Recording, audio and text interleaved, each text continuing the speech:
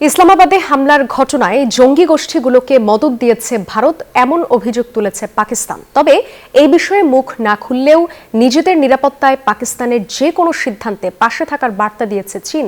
অন্যদিকে যুক্তরাষ্ট্রের প্রকাশিত মানচিত্রে চীন ও পাকিস্তানের অংশকে ভারতের ভূখণ্ড দেখানোয় শুরু হয়েছে তোলপাড়।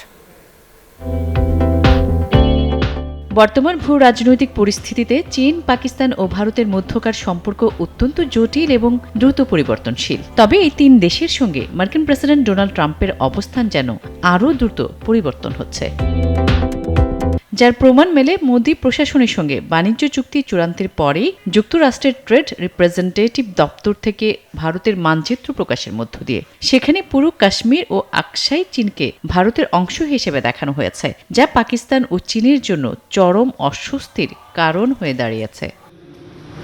ওদের স্বপ্ন পূরণে পাশে থাকতে পেরে আমরা গর্বিত।